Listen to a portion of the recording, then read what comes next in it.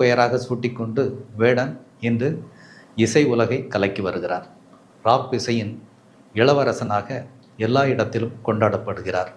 கேரளாவை தாண்டி, தமிழகத்தை தாண்டி, தென்னகமெங்கும், ஏன் உலகமெங்கும் அவருக்கு ஏராளமான பார்வையாளர்கள். பள்ளி படிப்பை முடித்து கூலி வேலைக்கு சென்று வந்தவர் வேடன். கட்டிட வேலை உள்ளிட்ட பல்வேறு வேலைகளை பார்த்து வந்தவர் வேடன். அதே நேரத்தில் தன் இசை தொடர்புகளை பயன்படுத்தி சிறு சிறு இசைப்பாடல்கள் இயற்ற ஆரம்பிக்கிறார். தன்னுடைய வலியை, தன் முன்னோர்களின் வலியை பாடல்களாக அமைக்கிறார். ஒரு பாடல் கேட்பதற்கே அவ்வளவு ஆக்ரோஷமாக இருக்கும். ஜாதியின் பெயரால் 1000 ஆண்டுகளுக்கும் மேலாக நம் முன்னோர்கள் அடக்கப்பட்டதை பற்றி அவர் விவரிப்பார்.